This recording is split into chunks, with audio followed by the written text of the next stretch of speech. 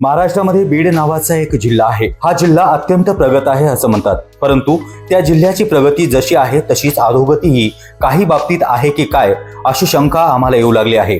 काही महिन्यापूर्वी संतोष देशमुख नावाच्या सरपंचाला अत्यंत निर्घृणपणे मारण्यात आलं होतं। हे प्रकरण संपूर्ण महाराष्ट्राला माहिती आहे। ही जी काही घटना घडली त्यामध्ये प्रत्यक्ष किंवा अप्रत्यक्ष मुंडे नावाच्या एका व्यक्तीचा हातभार लागला आहे असं दिसून आलं आहे।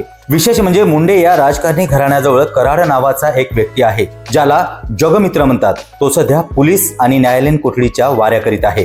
त्यातच अजून एक नवीन प्रकरण समोर आलं आहे। सध्याच्या या नव्या प्रकरणात माजी महिला मंत्र्यांच्या स्वीय सहाय्यकाला आपल्या डॉक्टर असलेल्या पत्नीची हत्या करण्यात जराही लाज लज्जा वाटली नाही। कारण हा गर्जे नावाचा एका मंत्र्याच्या सहाय्यकाला केवळ गरजेपुरतीच बायको हवी होती। त्याचं नशीब चांगलं म्हणून डॉक्टर असलेली बायको त्याला मिळाली। परंतु जर या माणसाला आणि अशा शेण खाणाऱ्यांना घरच्या पोळीची मजा आणि चवही कळत नाही। या गर्जे नावाच्या इसमाला चांगली बायको मिळूनही त्यातील मतितार्थ कळला नाही। मात्र जेव्हा डॉक्टर असलेल्या बायकोला आपल्या नवऱ्याच्या काही भानगडी समजल्या, त्या भानगडीमधून जन्माला आलेल्या मुलाच्या बापाचं नाव आपल्या नवऱ्याचं आहे असं समजलं, तेव्हा कोणतीही बाई हादरून जाणार नाही का? हा प्रश्न संपूर्ण महाराष्ट्रातील महिलांना स्वतःला विचारून पाहावं। त्यासोबत राजकारणातील महिलाला हे चालेल का हे त्यांनी स्वतःला आणि अंतर्मनाला विचारावं। कारण हा गर्जे नावाचा नवरा एक हैवान होता। विशेष म्हणजे तो कुठल्या तरी माजी मंत्र्यांच्या मदतनीस सुद्धा होता।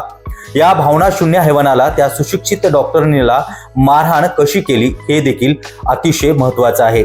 असा हा नालायक माणूस आपला डॉक्टर पत्नीला मारहाण करतो की काय आणि शिवा देतोय, तिचा अपमान करतो आणि तिची हत्या काय करतो, हे सर्व या बीड जिल्ह्याच्या कुपुत्राने केलं आहे। याची लाज शरम त्याला असेल किंवा नसेल, परंतु बीडच्या सगळ्या जनतेला हा अभ्यासपणा अजिबात सहन होणार नाही हे आम्हाला माहिती आहे। राजू करण्याच्या वाड्यावरून पापावरती पांघरून घालायला येत आहे। राजकारणाच्या वाड्यावरून पापावरती पांघरून घालता येत नाही हे आता आपल्या त्या पांढरपेशा गुंडाला समजलं पाहिजे। आपल्या सहचरणीसोबत एखादा माणूस किती क्रूर होऊ शकतो याचा हा नमुना आहे। विशेषतः जनतेतून निवडून आलेल्या महिलांनी याची दखल घेतली पाहिजे हे या ठिकाणी आम्हाला नमूद करावंसं वाटतं। बीड जिल्हा अनेक प्रकरणामध्ये बदनाम झालेला आहे। बऱ्याच ठिकाणी बीड म्हणजे चीड अशी संपूर्ण महाराष्ट्रात लोकभावना असताना या आगीमध्ये तेल ओतण्याचं काम या गर्जेनं केलं आहे। याबद्दल खरे तर त्याला उलटे टांगून मिरचीची धुरी दिली पाहिजे।